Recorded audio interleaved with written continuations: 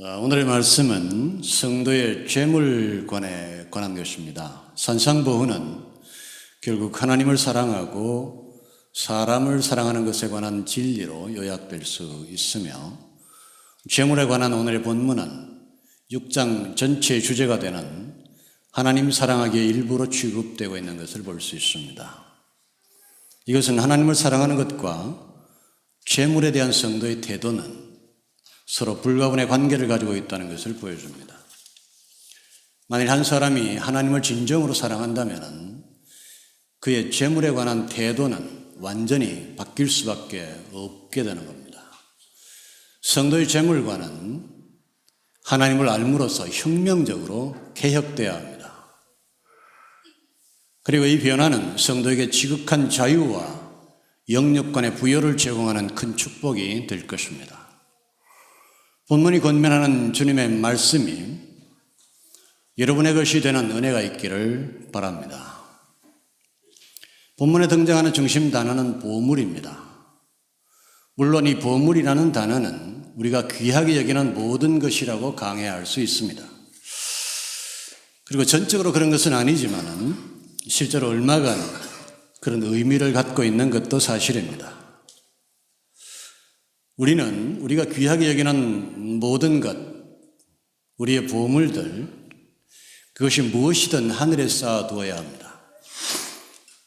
당신의 가장 귀한 것이 뭡니까? 여러분의 자녀입니까? 그러면 그 자녀를 하늘에 쌓아두십시오.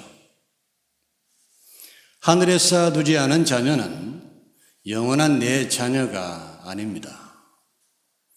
언젠가 그 아이들이 엄마, 아빠라고 부르는 그 아름다운 소리를 더 이상 영원히 들을 수 없는 날이 오고야 말기 때문입니다. 우리 자녀를 천국 시민이 되게 할 때만 그 사랑하는 아이들이 영원히 우리에게 엄마, 아빠라고 부르는 소리를 들을 수 있게 될 것입니다. 저는 가정에서 가장 먼저 하나님을 영접한 사람으로서 상당한 우여곡절 끝에 양가 부모님께서 이제 아름다운 하늘의 백성으로 서 계시는 것을 봅니다. 양가 부모님을 생각할 때마다 그분들을 하늘에 쌓아둔 것, 하늘에 모신 것을 인하여 감사합니다. 하늘에 모시지 않은 부모님은 영원한 내 부모님이 아니기 때문입니다. 재능이 있습니까? 피난 훈련을 통하여 얻게 된 재능이라 할지라도 하늘에 쌓아두지 않은 재능은 여러분의 육신이 썩어갈 때 재능도 함께 썩어서 사라져갈 것입니다. 지식이나 경험, 건강과 젊음, 그리고 살같이 빠르게 지나가는 귀한 시간 등 우리의 모든 귀한 것들, 통칭하여 보물들은 하늘에 쌓을 줄 아는 여러분이 되시기를 축원합니다. 그러나 주께서 보물이라는 단어를 사용하실 때 재물이나 재산이라는 좁은 의미로 사용하고 계시다는 것을 저는 여러분에게 확인시켜 드리기를 원합니다. 우선 이 말씀은 본문 다음에 계속되는 하나님과 재물을 겸하여 섬길 수 없는이라고 하는 14절의 주제의 일부이기 때문입니다. 그리고 재물에 관한 14절에서 31절에 이르는 전체 말씀의 서론에 해당되는 부분이기 때문입니다. 이와 같은 맥락이 보여주는 것처럼 주님은 재물과 물질을 구체적으로 한정하여 우리에게 그것을 하늘에 쌓아두라고 권면하고 있는 겁니다. 그러면 재물이라고 말씀하시지 왜 보물이라고 말씀하셨을까요?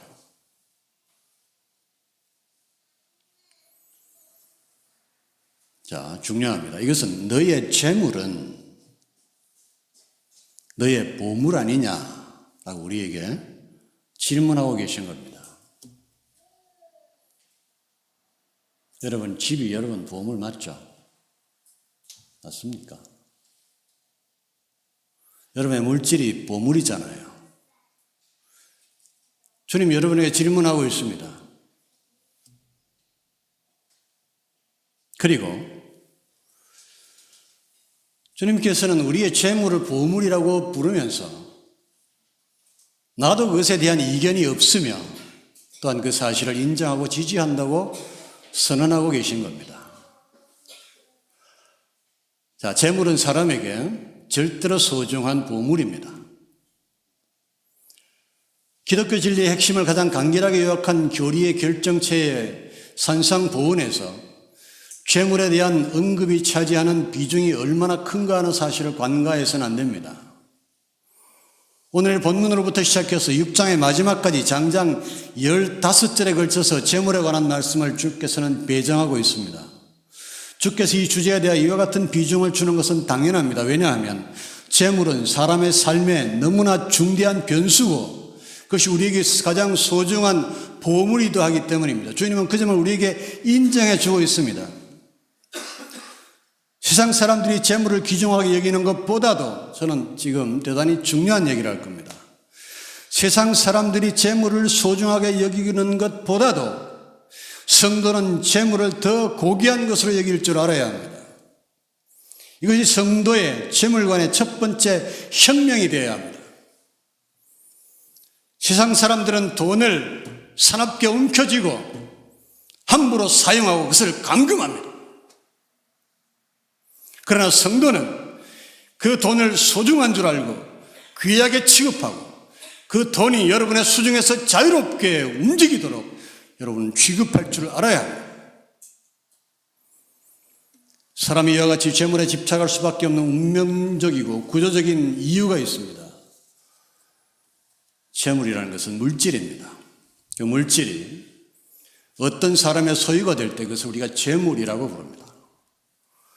사람 자신이 물질이고 우리가 살아가는 그를 둘러싸고 있는 환경 전체가 물질입니다. 이 물질기 안에서 살아가기 위해서는 물질을 절대적으로 필요한 것이고 그러므로 물질, 즉 자기 생존을 위해 사용할 수 있는 자기 소유의 재물은 사람의 존재를 가능하게 하는 존재의 근거이며 생명 그 자체이기도 합니다.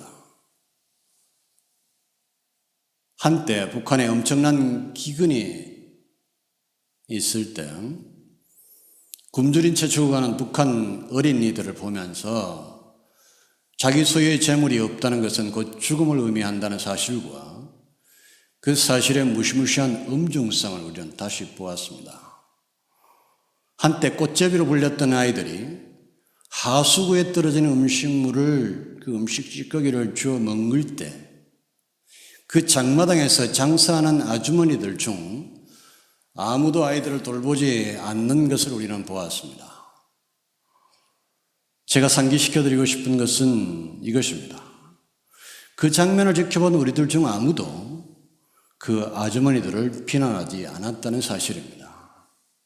이 점은 생각해보면 참으로 기이한 일입니다. 저토록 비참한 상태에 빠져있는 아이들을 돕기는커녕 파리째 쫓듯이 쫓아내는 아주머니들을 우리는 그 비정한 아주머니들에 대해서 조금 더 분노하지 않았습니다. 왜 그랬을까요? 그 장면을 지켜보고 있는 우리의 마음을 되새겨보면 알 수 있습니다. 꽃제비들이 저절할수록 사람은 물질 없이 살 수 없다는 사실이 강조되고 또 그럴수록 자기 보호는 더욱 정당화된다는 사실을 모두가 그 현장을 통하여 확인하고 있었던 겁니다. 그 아주머니들의 외면이 정당화될 수 있는 유일한 이유는 재물이 어린아이들에게 뿐만 아니라 그들에게도 생명 자체이기 때문입니다. 비록 이 사실 때문에 우리는 재물의 문제에 대하여 철통같이 견고한 지식과 신념과 이해를 확고하게 붙들고 있어야 합니다. 성도에게 재물은 단지 재물이 아닙니다. 그것은 보물이며 따라서 사람들은 재물로 보물을 사지만 성도는 재물로 보석을 사지 않습니다. 왜냐하면 밭의 소출로서의 물질, 즉 그것이 보물인 줄 알기 때문입니다. 이것은 여러분이 보석을 사지 말라고 강요하는 것은 아닙니다. 다만 원리를 알고 있기를 바라는 겁니다.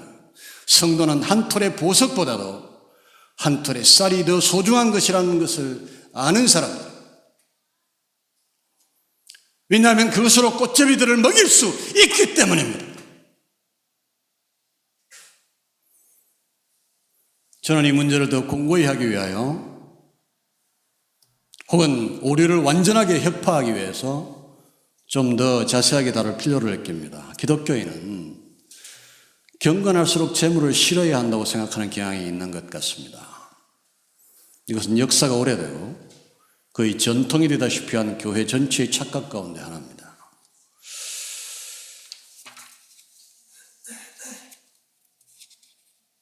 이 문제에 대한 집요한 좌경 성향, 재물을 항상 뭔가 나쁘게 생각하는 인식, 이것은 주로 성경 자체를 잘못 이해하는 것과 세상의 일반적인 도덕률의 영향 때문으로 보입니다. 성경은 확실히 사람들로 하여금 그와 같은 착각을 일으킬 만한 단서들을 제공해 주고 있습니다. 돈을 사랑하는 것이 일만하게 뿌리가 된다. 디모데전서 6장 10절 말씀이죠. 약대가 바늘기로 들어가는 것이 부자가 하나님 나라에 들어가는 것보다 쉽다. 마가복음 10장 25절의 말씀입니다. 주님은 머리 둘 곳이 없다고 누가복음 9장 58절에서 말할 만큼 우리 예수님은 가난했다고 사람들에게 생각을 불러일으키게 하는 근거도 있습니다. 그러나 여러분, 이 모든 말씀들은 성도는 가난해야 한다고 해석할 수 있는 근거를 누구에게도 제공해 주고 있지 않습니다. 돈을 사랑하는 것은 확실히 일만하게 뿌리가 됩니다. 여러분, 돈을 사랑하는 게 뭔지 아세요? 사랑해요? 사랑해요? 사랑하면 딴 게 눈에 안 보이는 게 사랑이에요. 돈밖에 눈에 안 보이면 그건 일만하게 뿌리가 되는 게 확실합니다.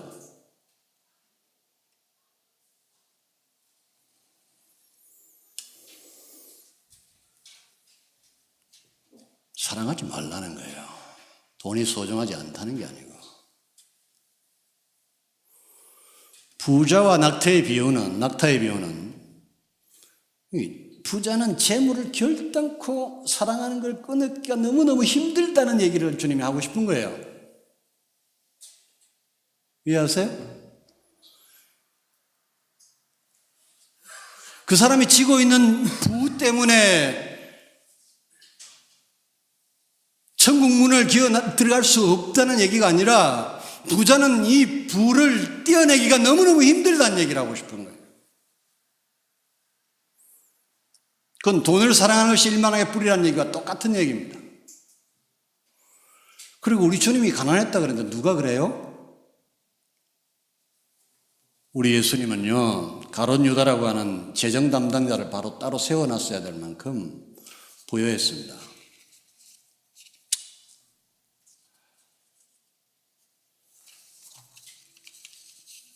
성경은 단 한순간도 재물 자체를 죄악시해 본 적이 없습니다.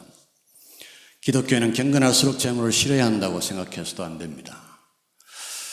제가 관찰한 바로는 경건한 성도일수록 재물을 좋아하는 경향이 있는 것 같습니다. 아브라함이 그랬고, 이삭이 그랬고, 다윗이 그랬고, 바울이 그랬습니다. 바울은 고린도서 9장 13절에서 너희 후한 연보로 인하여 하나님께 영광을 돌린다고 말하므로 많은 물질을 기뻐했습니다.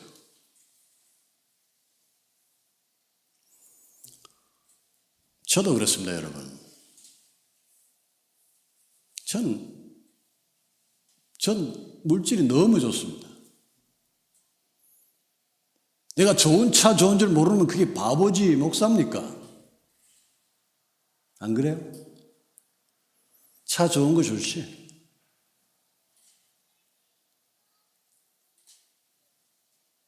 좋은 집 좋은 줄 모르면 그건 바보지 목화가 아닙니다. 저는 하나님을 택하기 위해 전토를 다 벌여야 한다면 1000번이라도 버려왔지만은 마태복음 19장 29절에 또 내 이름을 위하여 집이나 형제나 자매나 부모나 자식이나 전토를 벌인 자마다 여러 배를 받고 영생을 상속하리라고 주께서 말씀하시면서 내가 버린 남루한 것에 여러 배를 주신다고 하면 저는 그것을 기쁨으로 받을 것입니다.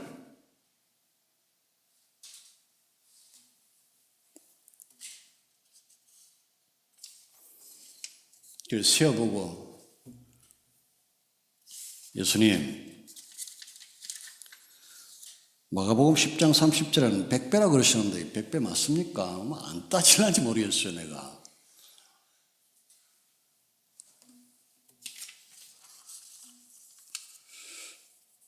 여러분, 성경이 금하지 않기 때문에 재물을 좋아해도 됩니다. 그것은 죄가 아닙니다. 난 재물이 좋다라고 고백하는 것은 죄가 아닙니다. 나는 더 많은 재물을 원합니다라고 말해도 되며, 주여 나 더 많은 재물로 나를 풍성하게 하여 주시옵소서라고 기도하는 것은 죄가 아닙니다.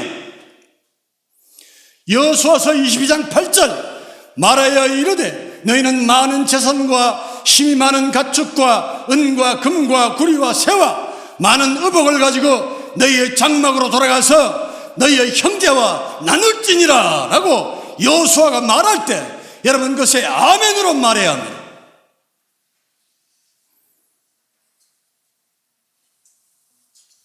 난 하나님의 사람들은 모든 사람이 부유했다고 말할 수 있습니다. 저는 신비주의나 기복적인 신학을 가진 사람은 아니지만 확신을 가지고 말할 수 있습니다. 하나님께 잘 순종하는 사람은 반드시 가난으로 인하여 괴롭힘을 당하지 않습니다. 성경이 그렇게 말하고 모든 신앙의 선조들의 삶이 그것을 증명하고 있습니다.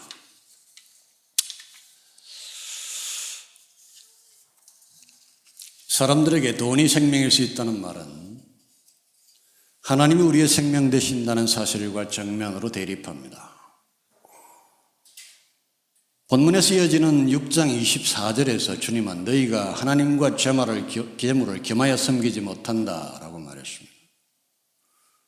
그래서 이 둘 사이에는 무서운 충돌이 일어나고 있습니다. 사람에게 있어서 재물이 가히 절체절명의 것이고 그것이 하나님을 섬기는 것과 심각하게 대립하고 있기 때문에 우리는 하나님 앞에 서는 존재로서 재물에 대한 확고부동한 관점을 정립해야 합니다. 우리의 재물에 대한 태도는 하나님께 대한 태도를 결정합니다. 이 태도의 놀라운 차이는 우리의 보물을 어디에 쌓아두느냐라고 하는 것이 결정합니다. 자, 쌓아두는 행위. 여러분, 쌓아두는 게 뭘까요? 저는 이 본문을 가지고 설교를 준비할 때 쉽게 풀려질 것이라고 예상했습니다. 그러나 묵상을 계속하면서 처음에는 쉽게 여겨지던 것이 점점 복잡해지고 몇 가지 중요한 주제들이 서로 모순을 일으켰습니다. 예컨대 쌓아두는 것을 저축하는 것으로 이해했을 때 너희 보물을 땅에 쌓아두지 말라 그랬으니까 저축하면 안 된다라는 얘기가 되잖아요. 여러분, 성도는 저축하면 안 됩니까? 여러분 통장 다 없애야 되는 거예요? 요셉은 7년 동안 곡식을 저장했습니다. 먹을 것을 여름에 예비하는 계미를 잠언 3장 25절은 칭찬하고 사람이 본보여야 된다고 말하고 있습니다. 누가복음 22장 36절에서 우리 주님은 이제는 전대 있는 자는 가져야 되고 주머니도 가져야 된다고 말씀하고 있습니다. 그렇다면 쌓아둔다는 것의 진정한 의미는 뭘까요? 우리 보물을 쌓아둔다는 게 무슨 의미일까요? 저축이 아니면 뭡니까?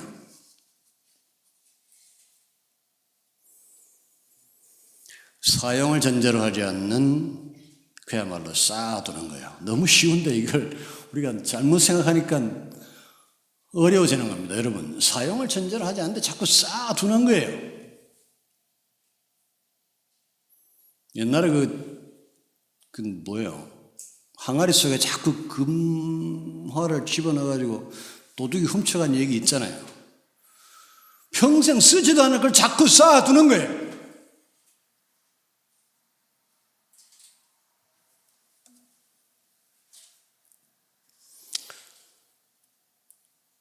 재물을 쌓아두고자 하는 재물의 크기는 사람의 두려움과 탐욕의 크기가 어떠한가를 보여줍니다.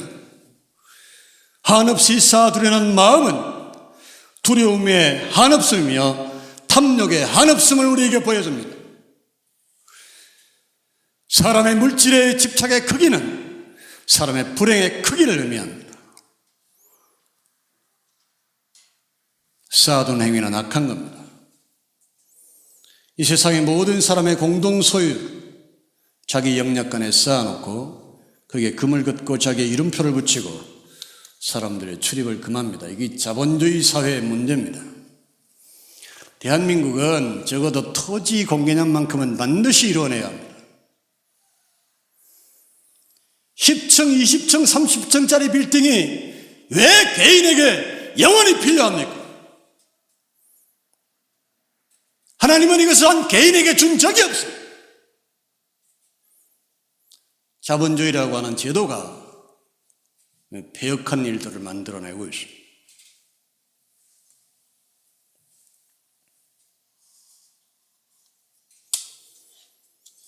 성도는 주께서 의미하시는 쌓아둠, 무작정 쌓아두고 보는 것, 절대 해서는 안 됩니다. 그것은 탐욕이며 죄악입니다. 효율적인 활용을 위한 전략적인 쌓아둠은 허용하겠습니다. 그리고 가장 최대치로 잡더라도 여러분의 소박한 노후를 위하여 쌓아두는 것까지는 허용할 수 있습니다. 그러나 영원히 쓰지 않을 것을 무한정 쌓아두는 인간의 탐욕은 우리 인간 성도에게는 적어도 허용돼서는 안 됩니다. 이것이 성도 여러분 마음속에 결단해야 합니다. 여러분은 하늘에서부터 재물이 쏟아져서 무한정의 재물을 가지는 일이 있더라도 그래서 나 자신을 위하여 무한정 쌓아두려고 하지 않겠다라고 하는 결단을 오늘 이 시간에 할 수 있어야 됩니다.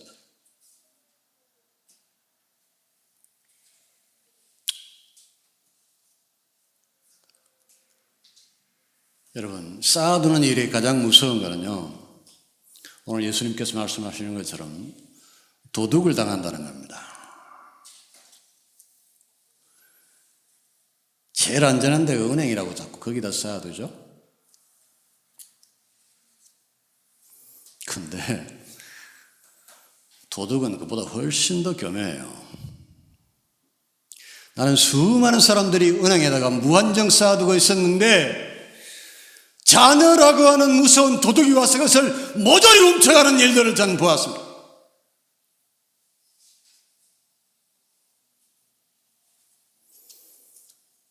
그러나 그보다 더 무서운 도둑이 있습니다. 그것은 바로 세월이고 죽음입니다.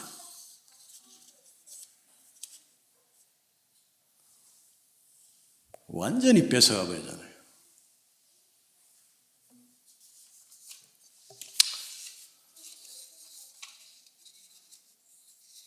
세상의 도적은 사소한 것을 훔치고 그리고 모든 집을 뚫지 못합니다. 죽음이라는 도적은 무섭습니다. 너희를 위하여 보물을 땅에 쌓아두지 말라. 거기는 좀과 동록이 해하며 도적이 구멍을 뚫고 도적질 하느니라.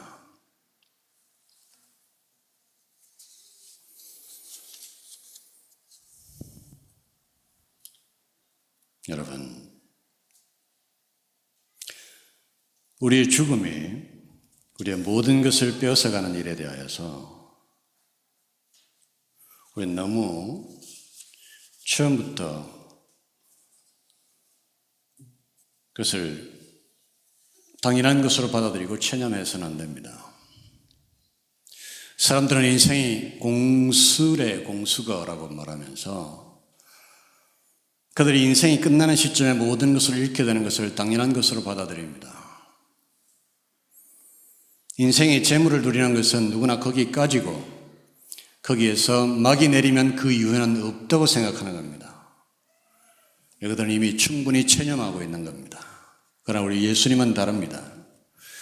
우리 예수님의 눈은 죽음에 대하여 전혀 체념할 수 없습니다. 애당초 주님의 계획은 죽음이 모든 것을 뺏어가는 그림이 아니었기 때문입니다.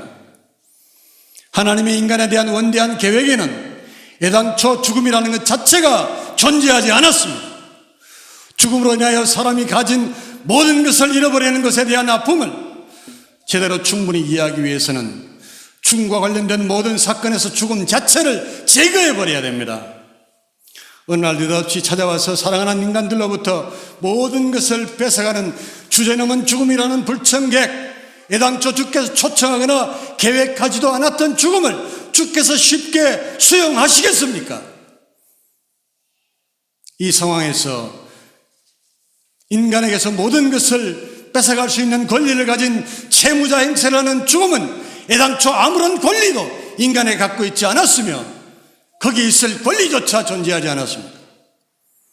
누가 죽음 때문에 책임을 습관화하고 누가 죽음 때문에 인생은 원래 그런 것이라고 포기하라고 가르쳤습니까? 왜 인생은 마귀가 가르치는 체념의 착한 모범생처럼 침묵하는 겁니까? 체념하지 마시기 바랍니다. 죽음이 모든 것을 가져가는 것은 당연한 것이라고 허무하게 수긍해서는 안 됩니다. 이 용맹한 거부가 인간의 소망이고 인류의 희망입니다. 주께서 보살피는 인간의 죽음 이전과 죽음 이후는 모두 주의 은혜로 충만하다는 점에서 전혀 달라질 것이 없을 뿐만 아니라 오히려 죽음 저편 하늘에는 더 큰 영광이 시작된다는 사실을 기억해야 합니다. 이 부당한 거짓 채권자가 예수를 믿지 않는 사람들에게서 모든 것을 착취해 가더라도 성도는 놀라운 소망의 방법이 여전히 있습니다. 오직 너희를 위하여 보물을 하늘에 쌓아두라. 저기는 좀이나 동록이 해야지 못하며 도적이 구멍을 뚫지도 못하고 도적질도 못하느니라. 성도는 재물에 관한 영원한 소망을 가져야 됩니다. 이것이 성도가 가져야 할 재물관의 세 번째 계획입니다. 여러분, 여러분의 재물을 생각할 때 난 이것이 죽으면 끝난다가 아니라 하나님께서 내게 주시고 내가 이것을 죽기를 위하여 따로 하늘에 쌓아둔 이 재물을 영원히 누리고 기뻐할 것이라고 하는 재물에 대한 영원한 소망을 성도는 가질 수 있어야 됩니다. 하늘에 쌓아두라. 여러분, 소중한 것은 따로 보관해야 됩니다.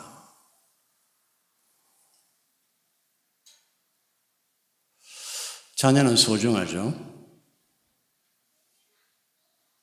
그래서 여러분, 자녀를 늘 품에 안고 있을 수는 없잖아요. 지금 품에 안고 있는데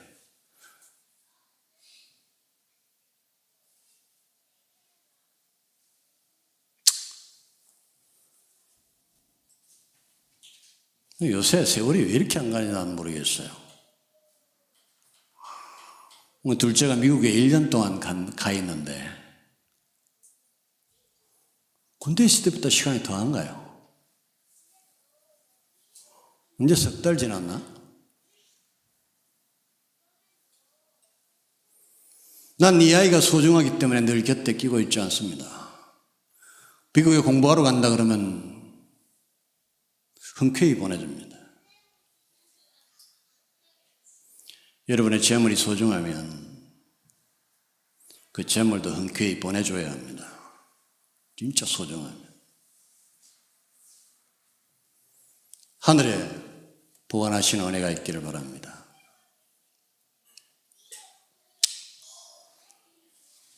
우리가 보물을 하늘에 쌓아둔다라고 하는 의미는 뭔가요? 구체적으로 뭘 의미하는 겁니까? 보물을 하늘에 쌓아두라. 내 보물이 하나님의 소유가 되게 하라는 뜻이에요. 내 보물이 가장 효과적으로 하나님의 소유가 되게 하는 방법은 나의 인생 자체가 하나님의 것이 되게 하는 방법입니다.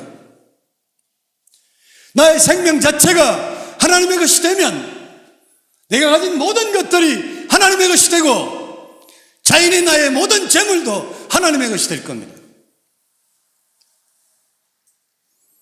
그러나 난 이것을 좀 더 구체적으로 여러분에게 말하기를 바랍니다.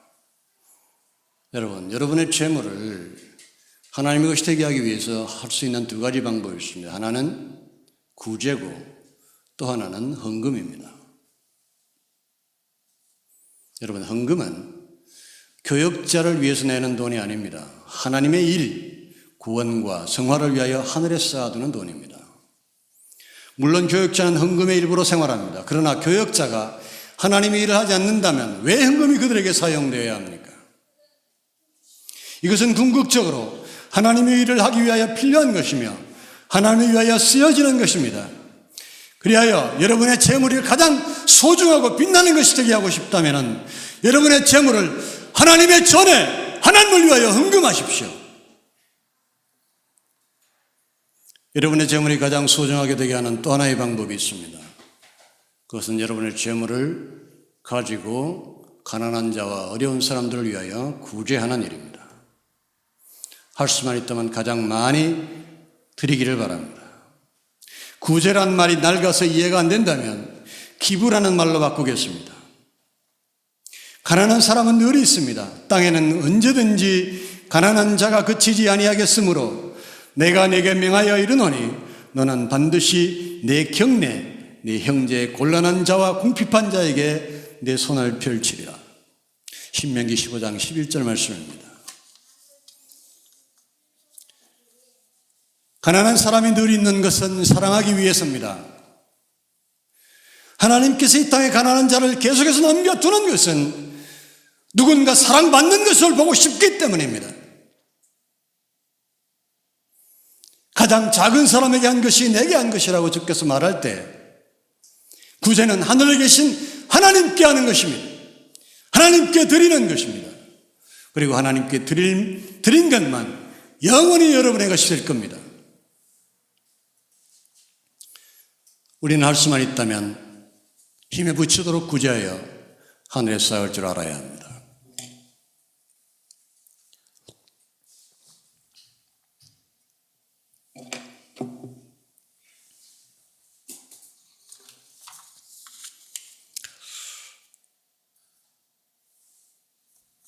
제가 이 말을 참 많이 강조했습니다, 여러분. 구제하라. 여러분의 재물을 기여만 있으면 많이 기부하고 구제하는 일에 사용할 수 있게 되기를 바랍니다. 여러분이 구제한 부분만큼은 하나님께 지불을 요청할 수 있습니다. 우리의 재물을 쌓아두는 하늘의 은행이 있습니다. 이 땅의 은행과 똑같이 그 기능이 완전히 동일합니다. 본문에서 주님이 보물을 하늘에 쌓아두라고 말씀하실 때 확실히 찾아 쓰는 것을 전제하고 계시다는 사실에 우리는 주목해야 됩니다. 재물을 땅에 쌓아두는 것이 왜 나쁜지 주께서 지적하는 걸 보시면 알 수 있습니다. 좀과 동록이 해하며 도적이 구멍을 뚫고 도적질하기 때문에 땅에 쌓아두는 것은 안 좋은 겁니다. 없어져서 다시 쓸 수 없기 때문에 문제가 되는 겁니다. 반대로 하늘의 은행은 어떻습니까? 저기는 좀이나 동록이 해하지 못하며 도적이 구멍을 뚫지도 못하고 도적질도 못한다. 즉 해를 입거나 도적질을 당하거나 변하지 않고 늘 거기 있기 때문에, 그리고 거기 있는 것이 의미하는 것은 우리가 그것을 다시 언제든지 되찾아 쓸 수 있다는 것을 함축하고 있습니다. 여러분, 이 말씀은 상징도 비유도 아닙니다. 지극히 실제적인 말씀입니다. 일상적이고 실제적인 일에서부터 크고 영원하며 영적인 일에 이르기까지 그렇습니다. 예수께서 가라사대 내가 진실로 너희에게 이르노니 나와 및 복음을 위하여 집이나 형제나 자매나 어미나 아비나 자식이나 전토를 벌인 자는, 보십시오, 금세에 있어 집과 형제와 자매와 모친과 자식과 전토를 100배나 받되 라고 말씀하고 있습니다. 100배를 받는다고 말씀하셨어요. 하늘은행의 수익률은 100배입니다. 100,000%예요. 우리가 하나님을 위하여 드린 돈, 가난한 자를 돕기 위해 드린 돈은 언제든지 하나님 하늘의 은행에 요청해서 1만 %의 인출을 요구할 수 있습니다. 여러분, 출금 전표를 쓸 줄 모른다고 생각할지 모르겠습니다. 간단합니다. 하나님께 요청하고 실행하고 믿는 겁니다. 하나님께 재정의 사용처와 금액을 기도로 말씀하시고 출금을 간구하십시오. 그리고 적절한 조치를 취해야 합니다. 이 적절한 조치라는 것은 일상을 살아가는 것을 말합니다. 마태복음 6장 33절, 그런즉 너희는 먼저 그의 나라와 그의 의를 구하라. 그리하면 이 모든 것을 너희에게 더하시리라. 이 모든 것을 우리에게 더하실 줄 믿고 날마다 그의 나라와 그의 의를 구하면, 일상을 살아가면 이것이 우리의 해야 할 일입니다. 그러면 하나님께서 이 모든 것을 우리에게 약속하신 대로 더해 주실 것입니다. 여러분, 많은 사람들이 기도했으니까 가만히 있으면 갖다 주겠지라고 생각하는 경향이 있습니다. 그러나 하나님은 사람의 손과 우리의 일상을 통하여 도우실 것입니다. 늘 기적을 먹고 사는 것이 경건함의 정표라고 생각하는 사람들이 있습니다. 기적 신드롬이라고 제목을 붙일 수 있을 겁니다. 그러나 하나님의 만나는 길갈에 이르러서는 더 이상 내리지 않았습니다. 늘 강조하지만 하나님은 기적을 일으키시는 것을 즐거워하지 않으시는 분입니다.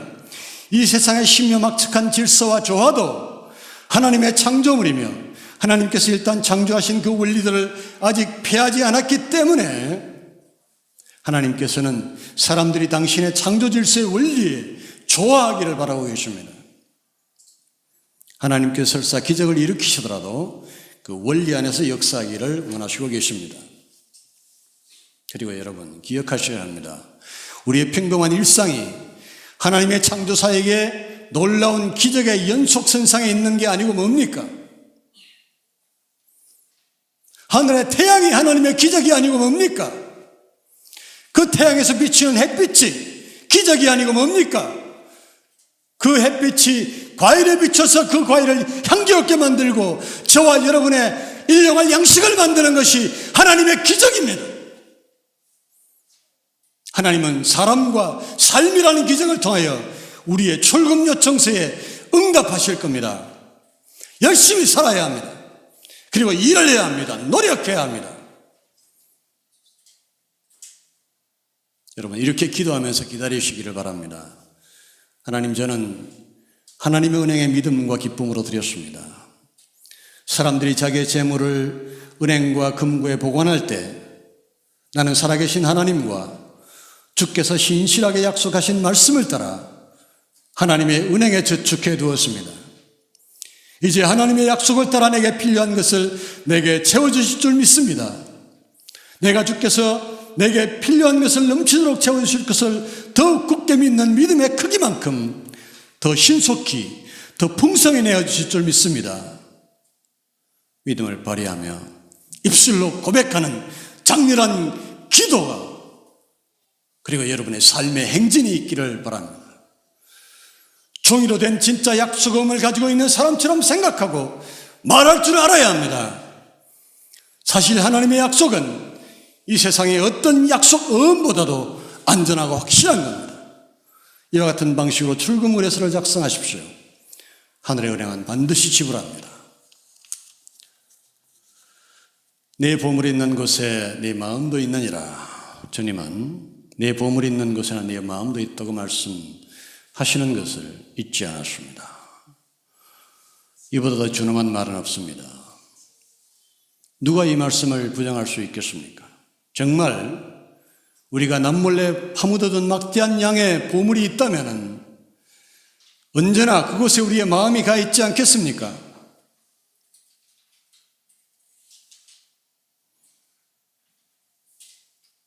저는 10만 원만 어디다 숨겨놔도 잘 있나 싶은 늘.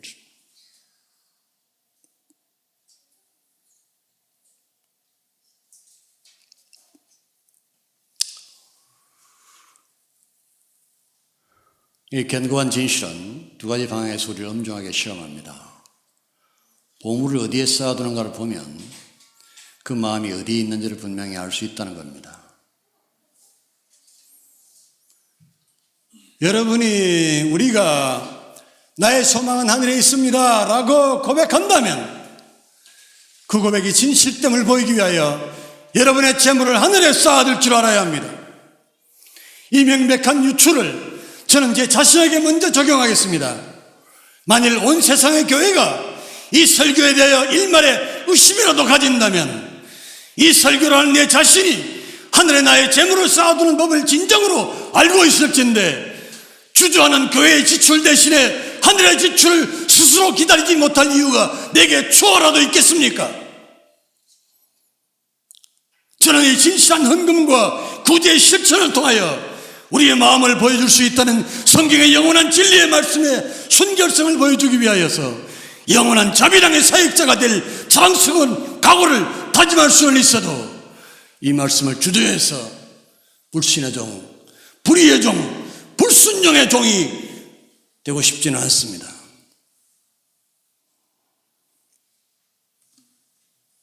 재물을 하나님을 위해 쓰지 못하면서 믿음이 있다고 말해서는 안 됩니다. 간혹 하나님께 대해 지갑은 인색하면서도 하나님을 사랑하고 믿음이 있는 것처럼 자기를 드러내는 사람들이 있습니다. 저는 말의 사랑을 믿지 않고 지갑의 사랑을 믿는 사람입니다. 저를 속일 수 없을 텐데 하나님을 속일 수 있다고 생각하지 말아야 합니다. 재물을 쌓아두는 것, 바로 거기에 그들의 마음이 있을 뿐입니다. 저는 성령이 친히 역사하시는 여러분의 심령의 복됨을 알고 있습니다. 여러분의 믿음의 복됨, 하늘에 쌓으시는 순정의 복됨을 알고 있습니다. 여러분이 제게 보여준 것도 그런 것입니다. 그러므로 이제 우리는 더욱더 견고하게 더 멀리 나아가야 합니다. 여러분의 마음이 늘 하늘을 바라봅니까? 이 세상은 지나가는 것이며 하늘에 소망이 있다고 진정으로 믿습니까? 과연 그렇다면 그 하늘에서 보낼 날들을 위하여 보물을 하늘에 쌓아두시길 바랍니다. 물질은 생각하는 것보다 강력한 폭군입니다. 돈에 자유로운 자가 가장 자유로운 자이며 돈에 깨끗한 자가 가장 깨끗한 사람입니다. 믿음의 좌표 위에 우리의 재물을 배치해야 합니다. 그리고 그 자리에서 흔들리지 않도록 해야 합니다. 그리고 그것이 우리의 복이 되게 해야 합니다. 성도의 징표를 성도의 확고하고 아름답고 복된 믿음의 재물관을 통하여 하늘과 땅과 바다와 온 교회에 공표하시는 은혜가 저와 여러분에게 있기를 축원합니다.